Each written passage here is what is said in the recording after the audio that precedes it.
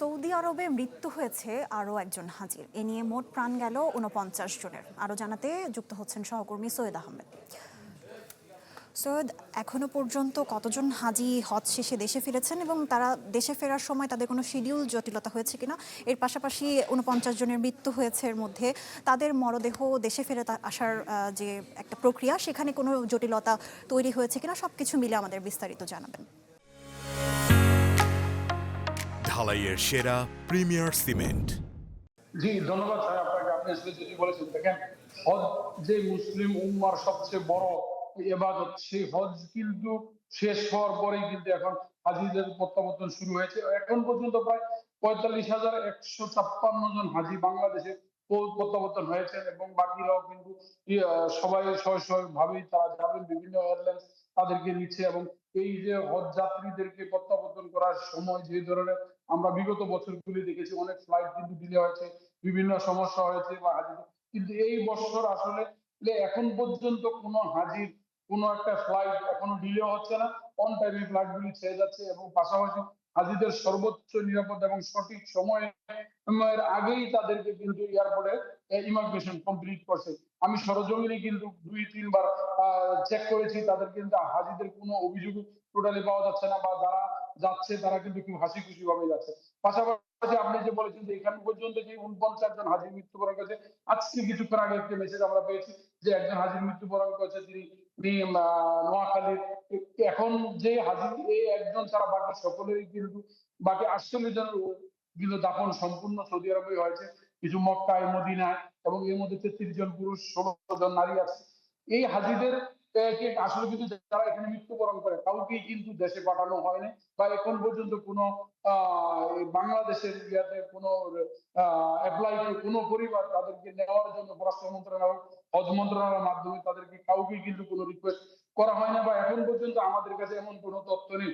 তবে সাধারণত যারা হজে আসে মারা যায়, তাদেরকে সকলেরই কিন্তু এখানে দাফন করা হয়, বা তারা কিন্তু তাদের পরিবারদেরকে কিন্তু হয়তো বলে আসে যে আমার যেন লাশ, বা আমি যদি মৃত্যুবরণ করি হজ, আমাকে যেন সৌদি আরব থেকে না আনা। এইগুলি কিন্তু আসলে বিভিন্ন ফ্যামিলি রিকমেন্ড করে থাকেন তারা সাধারণত, কিন্তু এখন পর্যন্ত বাংলাদেশের এই যে বা সৌদি কূটনীতিকের সাথে থেকে এখন পর্যন্ত বাংলাদেশে কোনো হাজির লাশ বাংলাদেশ চায়ও নাই, বা এখন পর্যন্ত সৌদি আরব সকলেরই কিন্তু, বা শুধু বাংলাদেশ না, আমরা যদি বলে থাকি যে বিভিন্ন অন্যান্য মুসলিম কান্ট্রিগুলি কাউকেই কিন্তু লাশ তারা নেয় না, সকলেরই কিন্তু দাফন সৌদি আরবে সম্পূর্ণ করে।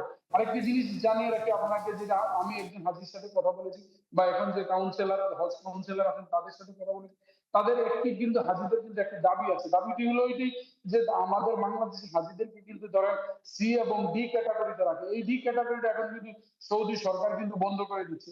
এখন সি, যদি এই আমাদের বাংলাদেশের বয়স্ক হাজিদেরকে, যে হজের মূল কার্যক্রম ৫ দিন, এই ৫ দিন যদি হাজিদেরকে যদি সি বা বি এর ভিতরে নিয়ে আসে, তাহলে কিন্তু হাজিদের কিন্তু এত একটা হয়রানি হয় না। আপনি জানেন যে মক্কা থেকে মিনা, মুজদালিফা, আরাফা, এই আবার ঘুরে কিন্তু মক্কা তাবুতে, মিনা তাবুতে আসতে হয়। ওবার এই কাজগুলি যদি যদি বাংলাদেশ হজ মিশন প্লাস ধর্ম মন্ত্রণালয় যদি করে, এটা কিন্তু করা সম্ভব। এটি করাই সম্ভব, কূটনীতিক তৎপরতা আরো বাড়াতে হবে, বা হয়তো তাদের প্যাকেজ গুলি একটু বাড়িয়ে দিয়ে তাদের, কিন্তু ফ্লাইটের বিপর্যয় বা ফ্লাইট এই ধরনের কোনো অভিযোগ এখন পর্যন্ত নেই।